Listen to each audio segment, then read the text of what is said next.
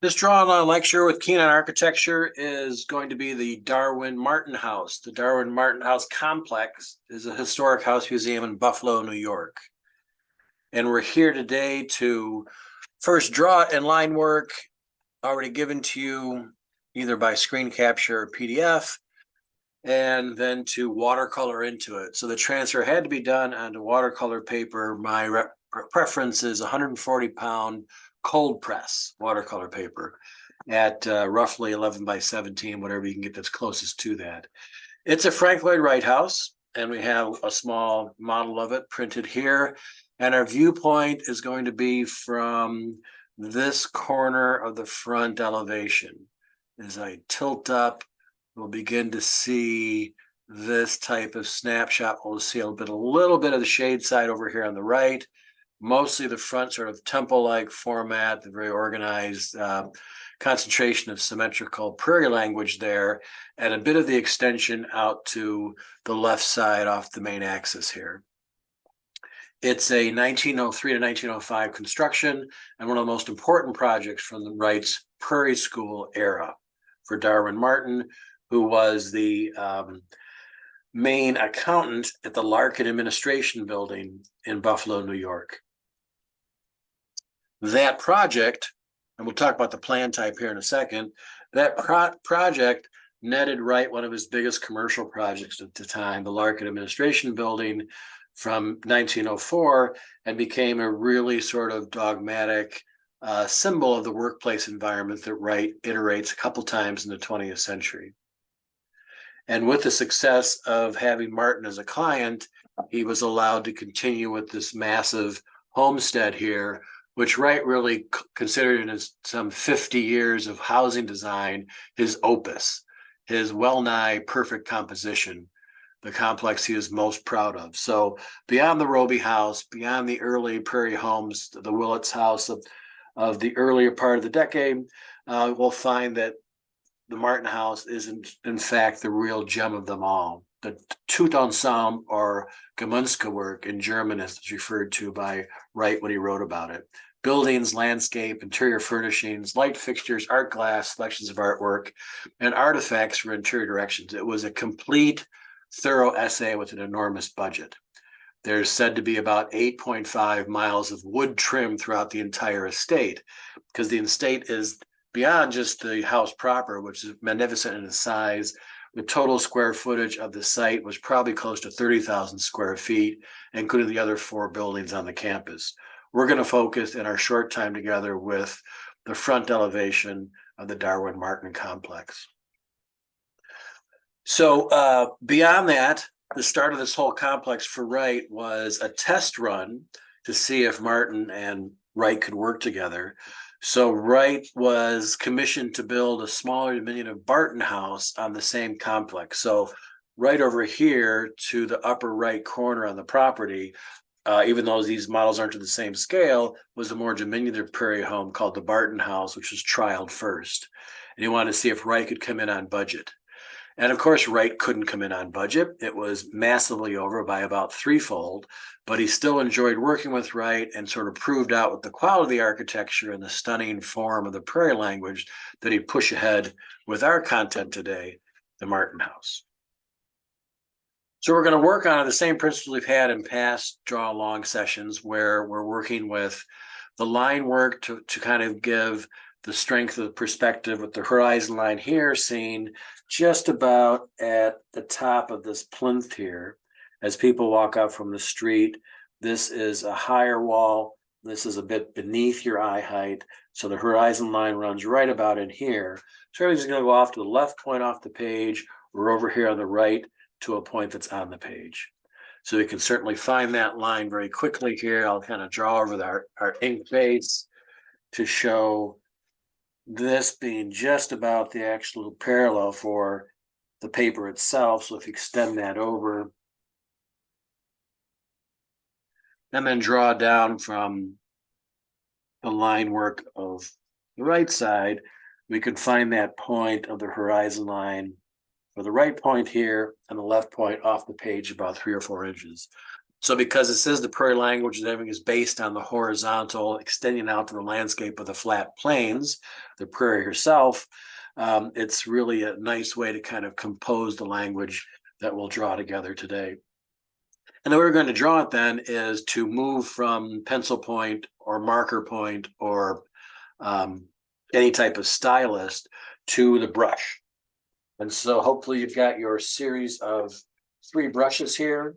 We'll work with the fine point and 2 flats to get to an idea of layering the value over this. And so with the line work done here, we're going to move quickly to value. And for our first sketch out of the series of 10 with watercolor, we're going to make it sort of very monochromatic. So it's very simple to start with. So basically, because you look in the image here, it's dominated by the horizontal brick here. You see the Roman brick, which is extended in the horizontal.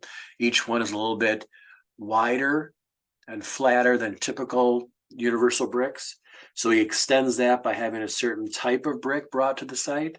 And so that horizontality and the color of that is on so many skins on here. We're simply going to sort of monochromatically create that by washing it with your choice of a brick red.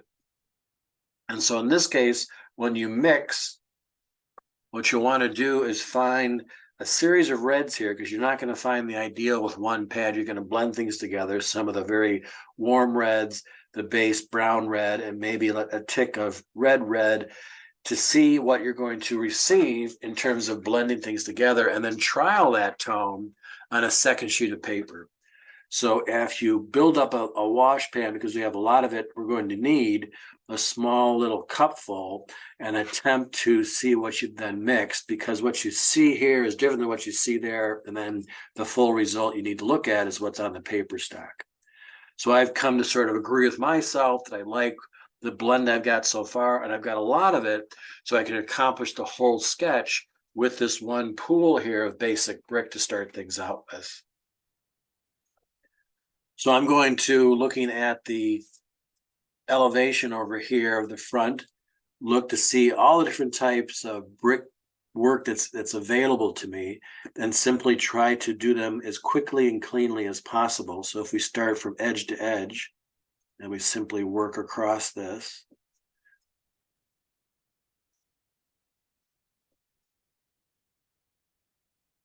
we'll see how quickly this media works to infill the body of it. And because it's paints and water moving across the paper, it's not going to be monolithic and give us some type of texture already. So it happens very quickly. This one runs right off the page to the other side here. So I'll turn the side of this a little bit to get that thickness I want, and move it all the way across until it meets this side. And so basically it's a wet wash on dry, so the paper should absorb the water fairly quickly for us. And I'll simply then keep moving up the next segment here. I'll leave a little bit of area for the cap of limestone above that, then come to the next brick area, which engages yet another brick area that rises vertically. And right now we've got no real sense of vertical or horizontal. We'll come back with a little bit of line work once everything is dried up later on. This punches down in its pier, wraps across the spandrel between the 2 floors, continues down here, pushes back towards glazing back in here, what we'll deal with later. You can see how quick this is going, and how relatively, once you invest in your set of watercolors, the actual products you're getting now is so much less expensive than color pencils or design markers. So you get a lot of mileage out of your simple investment in the beginning with this media.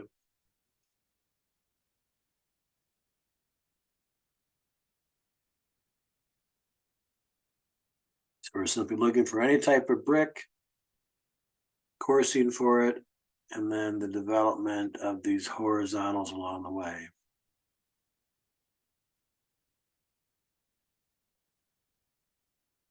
And don't worry about if there's little sections that sort of dry differently or the paper starts to curl up and bubble a bit. That'll just give sort of the nuance of the age of the building, which is well over 100 years now. It'll show some of the change in time and material. So that wraps around to another brick field over here. And we'll come down and get the next barrier of brick behind our frontispiece here.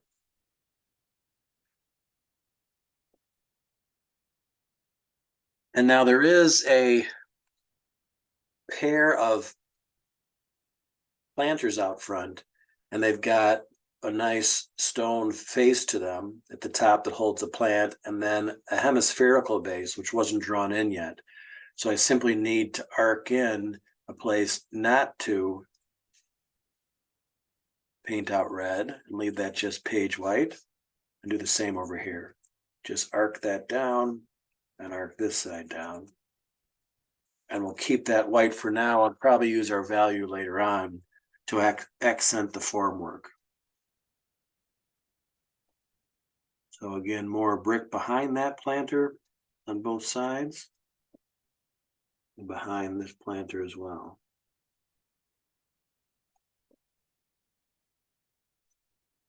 And then we turn to the shade side over here as we wrap around the corner of the front elevation here.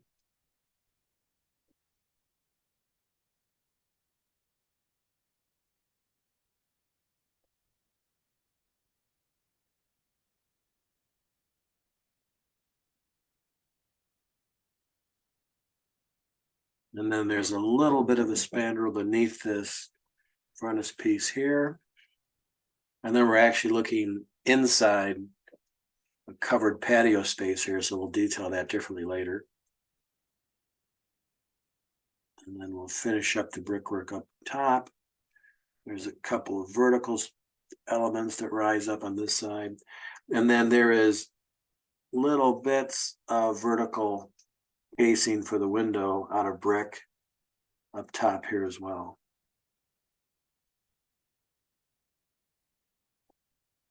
And this continues behind our planter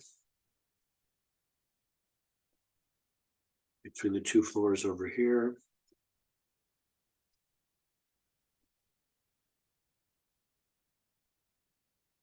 A little bit over there, and then this projects out, as we see over here, towards an opening where the porte cochere is for the vehicles to drop people off.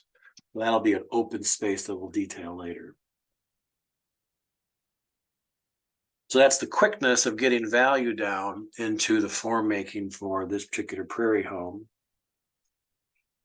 in watercolor, which was a favorite choice of Wright and his draftspeople and his firm back in Oak Park when he ran his home and studio on the corner of Chicago Avenue and Oak Park. Okay, our next idea then is to come to the trim, which is a deeper brown. So that's a trim feature for the metals and the underside of the roofing and some painted detailings around windows as well. So we can work with that by taking part of our, and this is going to be a smaller zone we're going to actually work in there, but part of our original tone for the value of the brick we'll use as a starting point, and we'll simply deepen that tone. So that way the two tones are kind of married together. So we need less water with that. So simply taking a smaller pool of what we just did for the brick, we'll come in and add more of a brown and black to it. And while that we're working on this, then the paint is actually setting up on our drawing over there. So now we'll test a deeper, darker brown wash next to this and see if we like that kind of deeper, heavier wood tone. And so that's a good start for that, because we'll leave it in this sort of pale overall coloration for it to start with, and we'll knock it down with our shade value we'll call from the sky back onto the building. So now I've got this set up in the pool of brown, and because it's smaller area, I'm going to shift from this to a smaller brush, pull out the point, and use that to work on from top to bottom the whole eave. And that's a nice dark horizontal thrust that runs across the site. And then is separated from the home proper by the floating underside of white stucco or lighter colored stucco.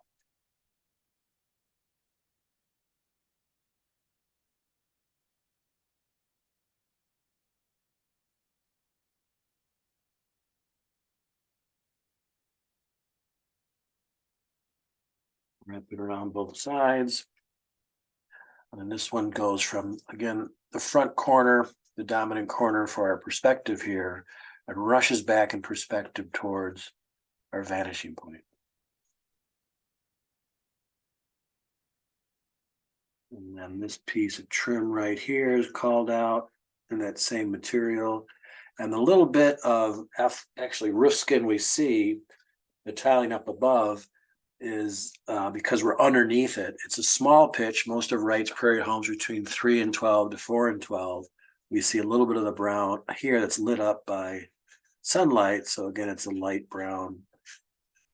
That'll take us back to the edge there. And now in the distance, it takes us over toward that porte cochere on the second floor here. That piece flies out toward the horizon line. And then here we see the top roof of that porte cochere going out towards the edge. And so we can leave that there. This one returns to the corner here just a little bit, so we see the stucco on the underside. And that kind of is a good placeholder for us there. Now our next step is to start to articulate the mass of depth that's in the window frame itself, because one of our key aspects in all perspective is to move from the outside skin to the frame and knowing there's an interior there, and then the potential of moving deeper in that space. So one thing we'll do right away is return to a little bit of line work. Now that we've got the base all structured here, we need a little time for the water to dry. Is every time we come to a room and you find the inside corner of it right here, take that point back to the vanishing point. And now all of a sudden we see, instead of just the skin of the glass itself, we see the ceiling line and the wall line. And those will be different tones for us, which will take us into a volume. Down here on the first floor, we see the ceiling line go back deep into the space. We won't see the floor line because we're above it, but we'll see the ceiling line, which will give us that reference. Same is true for over here in these bedroom areas. The ceiling line will give us a break between those planes. And a little bit here, it gets closer to the horizon, but we'll see a little bit. And now at the point here, we can actually go back to the opposite point and show a ceiling line off of that room. So there's a plane there and a plane above it, which are perpendicular to each other. So we change the value there, and that'll help that read. Okay, so while we let this first two tones kind of set up, we're going to move to our sort of wash of value for the interior, and that's going to be more of a muddied kind of brown for now. This is going to call out space because it's deeper and darker. Even though it seems like it's glass, so it should be bright, in the daylight, nothing on the inside of a home can compete with the exterior value of it. So we got to leave that as a deeper tone to look inside that. So we are going to, in the sense of seeing that, we're also going to look at, when we look at glazing in particular, that the glass you see through, so you see the value of the interior, but the glass also reflects the depth and darkness of the eave above it. So to have this float above it, we're going to actually show the reaction of this thing having a line drawn across all these windows that reflects the darkness up above. So you're not seeing a shadow cast, you're seeing a reflection. And the same is true down here. In perspective, going back to the left vanishing point, this is reflecting some of the darks around it. And the same is true for these over here. So we'll know to paint to that line to show that reflective quality. So now we have 1, 2 plane plus a reflective skin up there as well. So back to our small pen, brush. We'll work with toning this out. Maybe becomes a tad more of a blue in there as well. And then we'll check that value on the paper as we want that to neutralize and have less color to it. So it's more of a gray. And now that gray will be useful for us in these areas up above. So we're going to show that reflection of the upper side.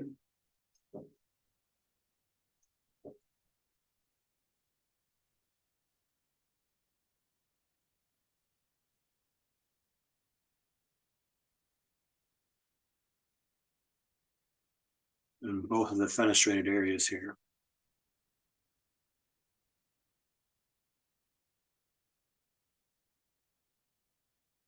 And over on this side by the bedrooms. And just a little bit down here. And that reflection will come on a diagonal back to the right vanishing point. And that gives a little bit of movement now of the different planes are going to activate in our space here. So now the next part is where we're going to actually use light, shade, and shadow from the sun above. So that's where we're going to flip to, and it seems kind of irregular now, but we go back to some fresh water here, and we're going to make a cast out of the sky blue coming down and layering on our shade side first and then our cast shadow second. So we need to move into clear water to blues, the ultramarine blue. There's probably 2 or 3 blues in your base sets there. And they're pretty strong, so we need to neutralize them a little bit. So you don't need a whole lot of pigment, and we need more water. And you can decide what strength of blue you'd like to use. So we're going to wash that out and simply make a pool of our blue here. If you'd like to neutralize it, just add a little bit of brown and cut the value of the blue, or add a little bit of green from the natural environment around it. And then start to test that blue by coming to your test sheet you had before, and then see what the brick will look like once you put the blue on top of it. So that's going to be our shade line that's going to be falling on top of one side of the home. So I'm going to come back to our smaller chisel, the 3/4 inch chisel or 1/2 inch chisel. Maybe add a little bit more water to this. There we go. And now do the entire perpendicular side, not the one facing to our frontage here, where we're going to light like the camera does here. And we're going to simply wash every plane that's perpendicular to the one that's receiving the sunlight. And there's one.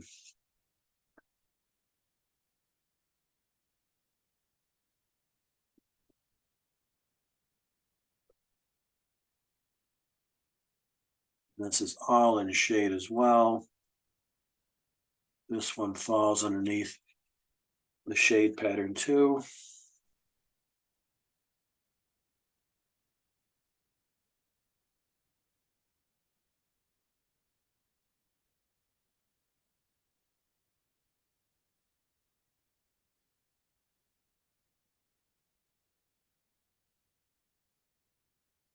And again, the randomness of the color and the pigment in there again starts to give us kind of texture for the material that's on the site.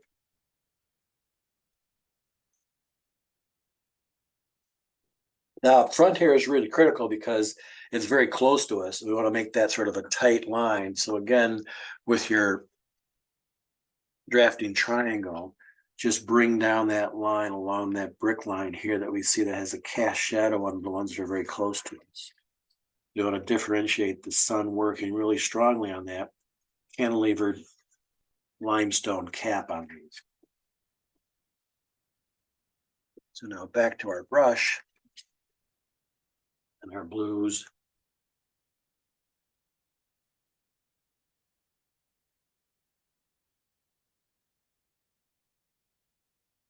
Move that all the way across there.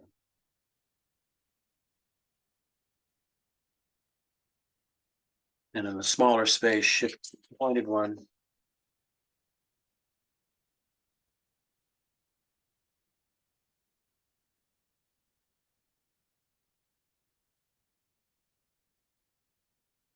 Draw that across at that point.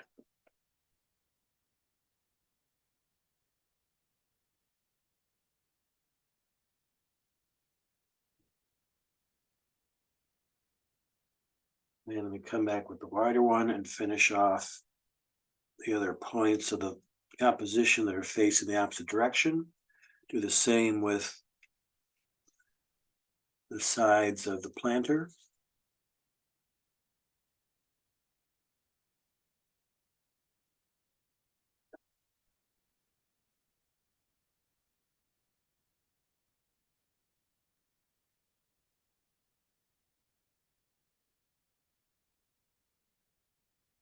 And then because it's not receiving light, the entire underside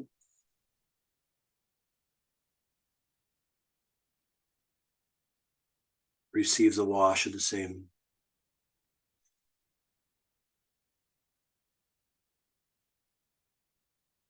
tone, which is a reference point for things that are, for now, just in shade. And then we'll project the shadow with our next wash. Now we're differentiating a white of stucco, which is in shade, compared to the stucco that's lit by the sun. So now you see the house is kind of building up with mass inside this kind of series of washes here. And as the colors dry, they come to mute out a little bit. They're stronger when they're full of the water, and the water dries out. It's a little bit lighter, so you can add more and more value as you build this up and go along. So what we can do now is sort of give a little reference to the language of the site. So if we come over here and look at the base, and this is a green lawn before you come to the front striping here, and so it sits on a nice plinth of, again, that stone. So to show off that stone, we're going to come down here in the front base and build out a nice blue-green grass. So working with a series of your 2 or 3 greens in your palette there, blend those together, give them a test. Make sure there's a lot of water in there, because you got a lot of area to cover here. It'll help sit the building down once it's on that plane at the base of it. So let's test the green next to the red we have. Seems kind of close to a grass green there. And now we'll take it all the way across with a nice wet wash. Again, this whole sketch is based off of wet on dry washes. And that's going to go right to the corners. We're going to make it kind of stronger at the base here. We'll come in with some of the value of our blue adjacent to it to tighten up that corner. And I'll blend the two together. And that's a bit now to kind of like settle it down and know that the grass reads like a plate at the base of it. And as it sits wet, you can just kind of add in a variety of different tones, kind of peppered in, so it's not monolithic, because the grass will have its ebb and flow of value as it grows adjacent to it. Now I'm going to do the same thing for a bit of the sky over there. We don't have to address too much. You can see in this particular photograph, it's got a little bit of movement between clouds and such. So we'll simply remove this for a second so we can address that. Come back to your original blue there and add more straight blue to it, so it gets a little more powerful tone, and then much more water.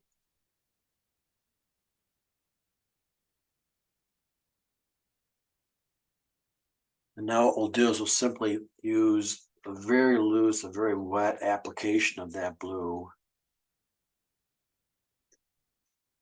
kind of moving loosely to get adjacent to the building here.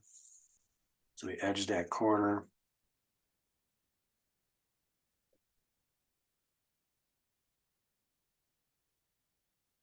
And move it about in a pattern so it seems sort of horizontal. And then little bits here going toward the horizon like we've done in past work. and carry it to the other side briefly, and maybe leave it all cloud formed above it on the top. So now farther in distance, the same amount of blue becomes just very lineal. Pattern off to that side.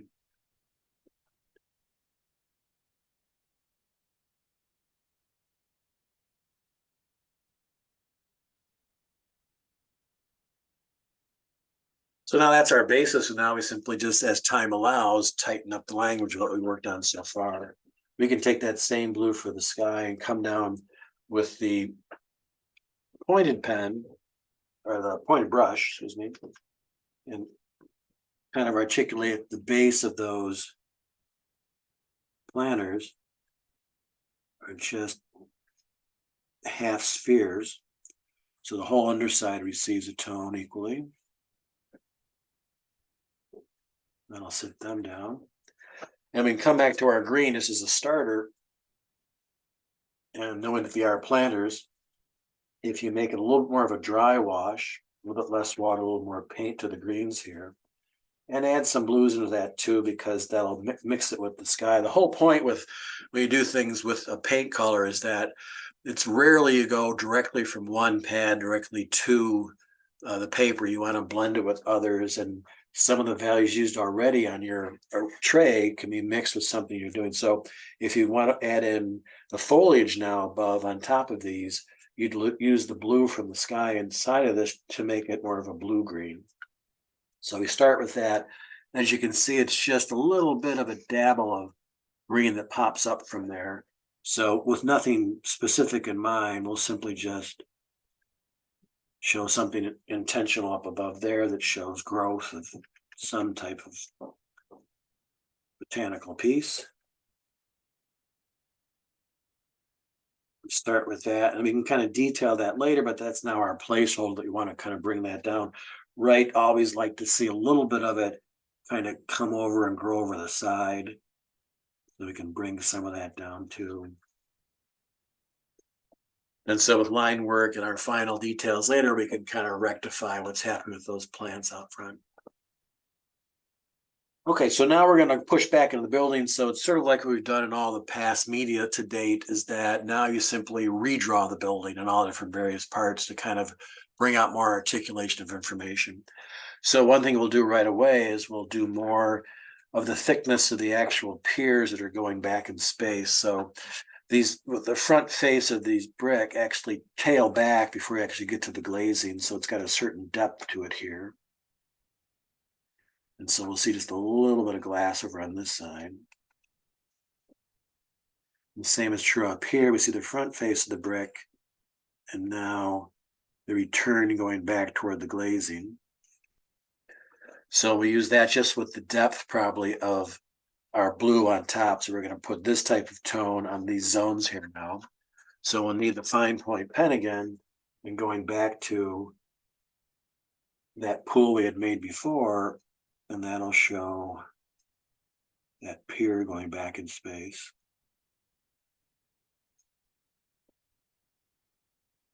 And that pier going back in space. And these smaller vignettes of brick moving back toward the glazing. And I see here I missed one little area of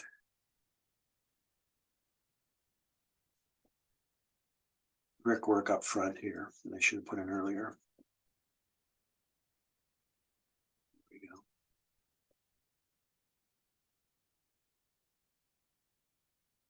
Okay, now we can come in and work across the depths of the windows. So we want to go to our blue we did for the cast shadow and make that a bit darker. Again, test it out here in terms of the depth of what we're applying there. And so now kind of a blue black, or a rich deep hue of a dark blue. It will take us inside the spaces. This is going to be our start to go into all the glazed area. So if we find an area that's been glazed, we're going to come back up to it and show that it isn't white we see, it's the darkness of the inside of the room against the brightness of the building. That's our first layer of information that gets called out here.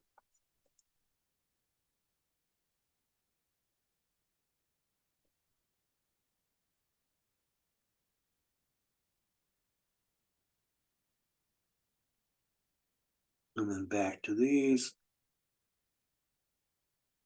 If you find sometime that you'd like even finer points, just go back to your online store and order the next one down. They're all numbered in size in terms of the number of bristles or hairs per brush.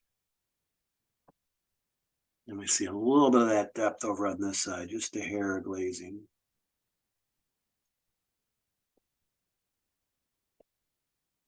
So that'll help us take us into our depth. We'll add more value. It'll take us even deeper in those spaces as we proceed through the sketch now. So now let's do cut shadow lines. And so when we look at the photograph here, some key ones are right out front here where the sun comes down on the front piece here. The sun's high enough that it hits here and projects a horizontal line of shade cast on these front two piers. We want to probably line that out because it's going down in perspective toward the point, so we're accurate with that throw of the shadow line there. We have a throw of the shadow, just like we did in the front walls here. On that one, turning the corner, and it's twin over here. And then this whole area back in here is in shade because this is a greater projection away from the mass beyond it. This one's closer to the pier. So this depth from here to here is the same as there to there. Here we're seeing this little bit of a cast shadow because it's closer to the edge of the building. So let's infill those areas with our nice deep blue shadow area.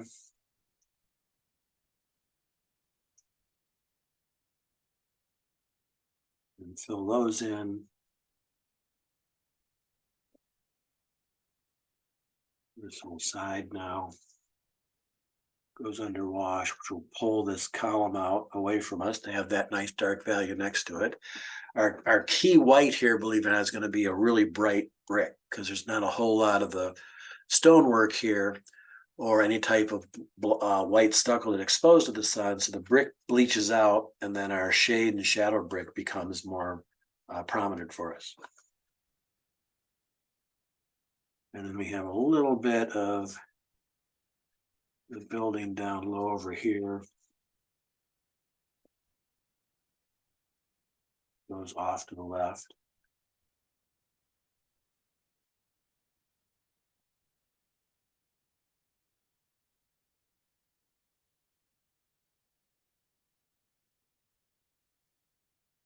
There we go.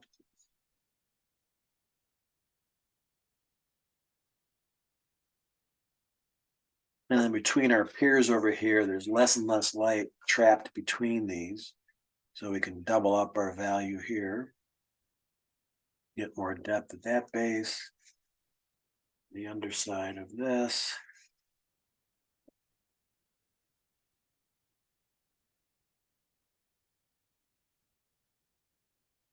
Line of this pier and a little bit of a cast shadow because that's an angle coming down on that side. So again, things are getting stronger for us on this building up to this elevation. And now it's just like all the other types of media, you're going to step up in number and value. So now our shade and shadow is going to become bolder and darker. So the pool, residual pool you've got, add more media to it. Of a blue black, maybe one or two blues, a little black, and a touch of the red from before. And then add some water to it.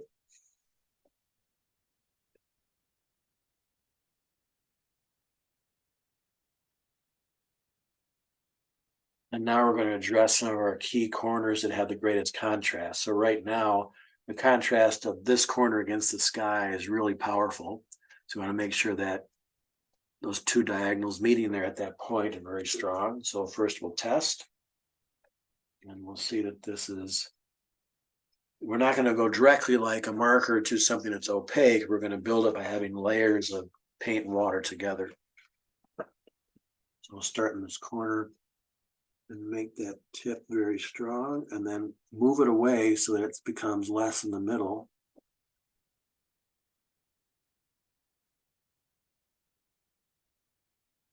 So up there, and then that cast shadow comes down a bit stronger. And a bit on this side as it returns.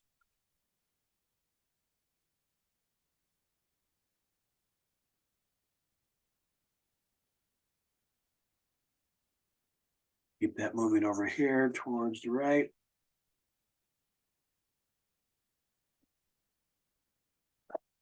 And that will return back to the right vanishing point.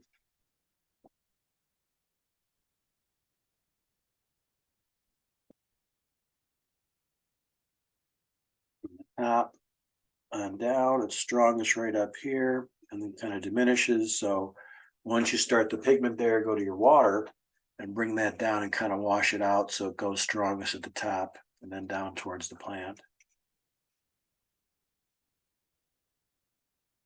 And so now you're sort of modulating the amount of value that's sort of penetrating the home proper. Behind the plant here, lower toward the earth, it gets darker. This side is stronger than the front side. Depth.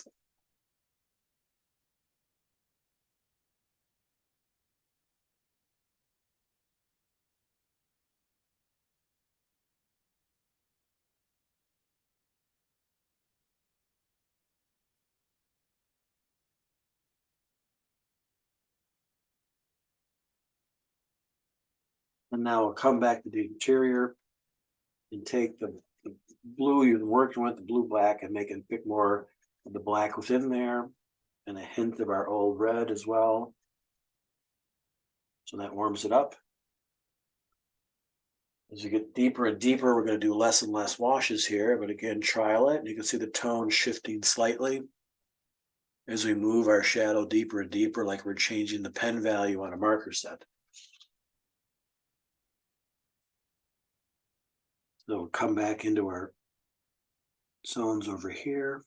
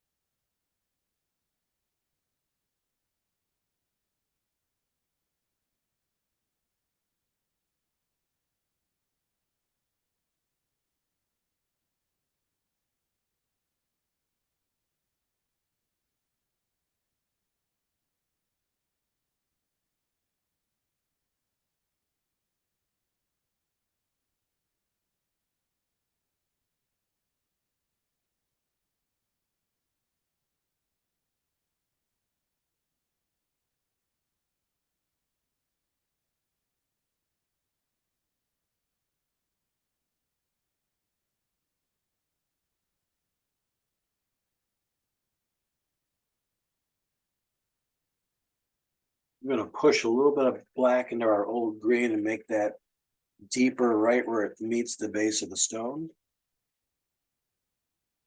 And then wash some horizontals to cut through what might read as a vertical. So just in perspective, moving those back so it reads more like a flat plane. Help, again, the building come down and sit and return towards us. And now as this sets up, we're going to come back one last little time and show the deepest part of the underside of the interior will be the ceiling, which receives the least amount of light. So we'll come back on that diagonal and add in a value that shows the white walls brighter than the ceiling.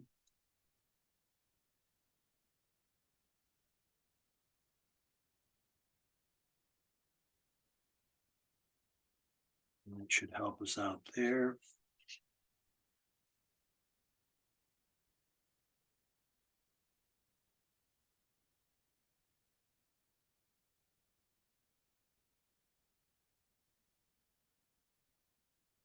And now we'll take that shadow dark again, the blue black, and again add that to our green as we go back into the plants, as we'll pull those out as more of a foreground. So we want something a little bit less wet, a little bit more painterly, so it's more opaque when we get to the paper. And that can be a deep blue-green with a little bit of black or brown, dark brown brought into it. And that'll give some structure.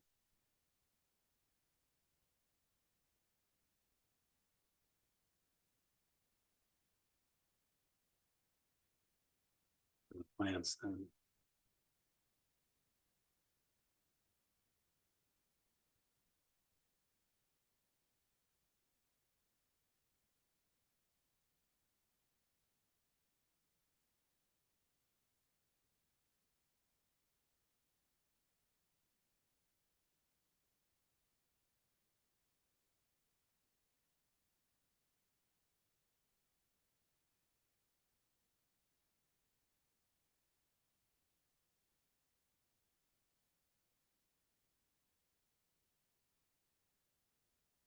Okay, now we're going to let this set up and dry a little bit.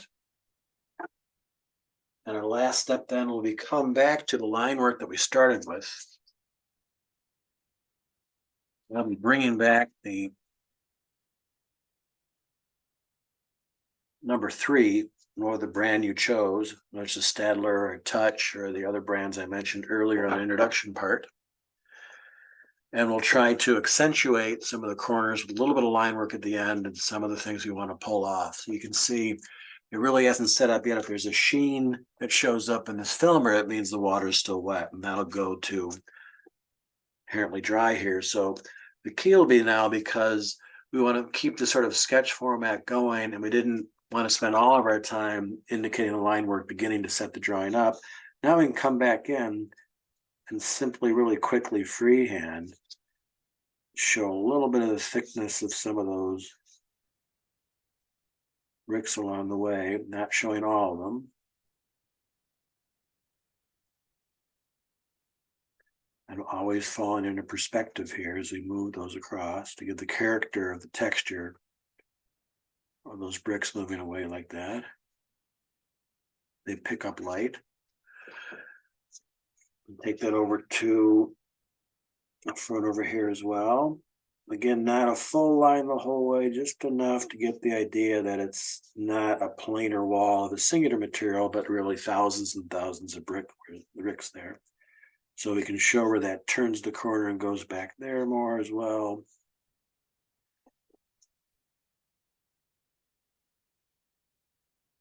A little bit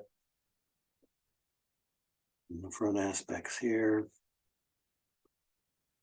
Just an ever so small hint of that moving across.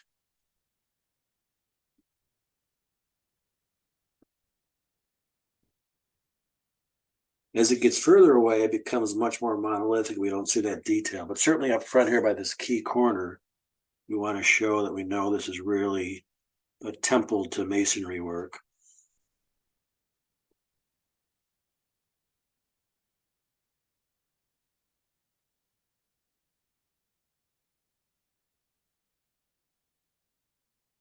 And we do see in the top of the masonry here, it's not just a planar piece, so there's a gap of white before you get to the brick here, and it returns on this corner.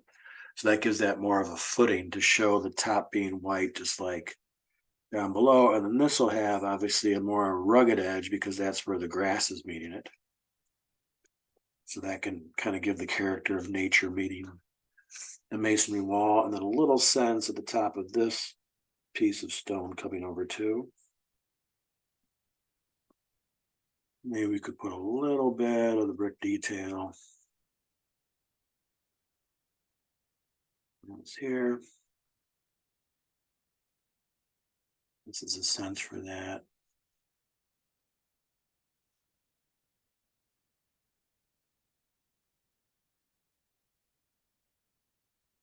We can show some of the attention to the actual framework for the windows as the water dries here. It's kind of a detail far away, but the ones that are certainly closer to us. And now as the plant dries, come to the edge, which are more on the shade side, just shape the outside edge. Show a little bit of a line work around there. And what's nice again about having this permanent ink is it's not going to move with the water. It'll settle right into the paper.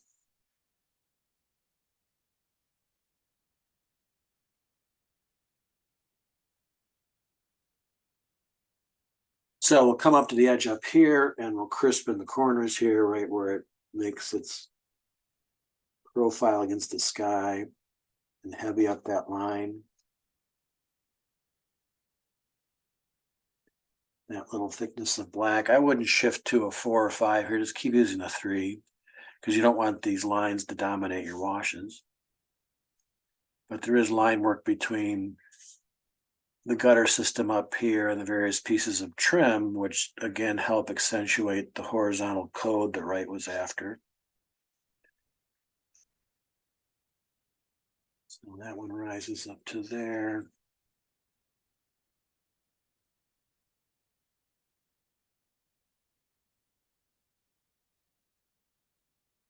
Maybe a little bit of line work for the brick on this pier, even though it's in shade.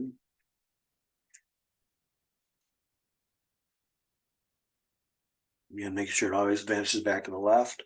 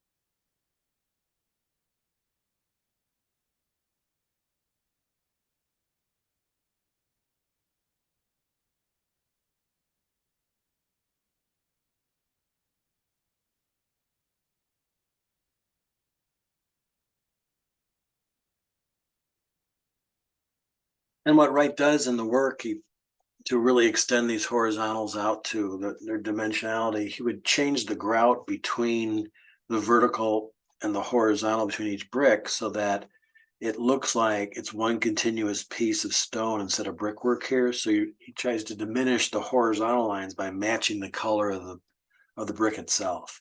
And so that's a fairly expensive detail, but it finds them as more wealthy clients, they employ that at the homes he's working at.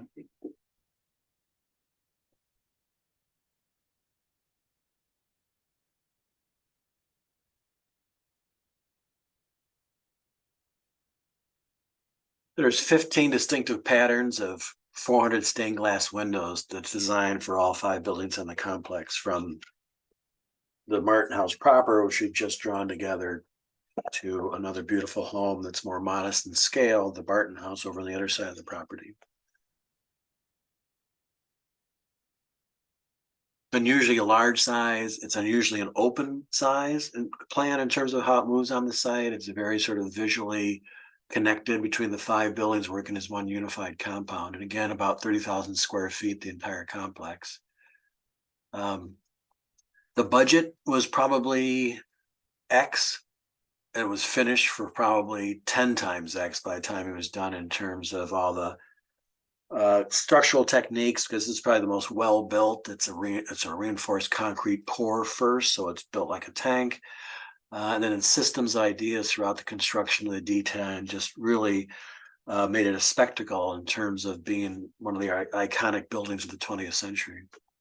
Unfortunately, with the crash in 1929, the family lost all their funds. Darwin Martin, the benefactor, died in 1935, and the family had to abandon the house itself in 1937. So it sat there and kind of in decline in the 20th century. 1955, an architect bought it to kind of save the complex. He recognized its importance in the 20th century, a man named Sebastian Torriello. And then eventually the University of Buffalo purchased the complex in 67. And it kind of sat in kind of a dilapidated state. They actually had a couple existing buildings torn down on the site. Some were converted into apartments. And then finally, just recently in the last decade, they got national funding to restore the building to its prior status. So now it's a national tourist site, and certainly you're a major stop when you drive by Buffalo the next time.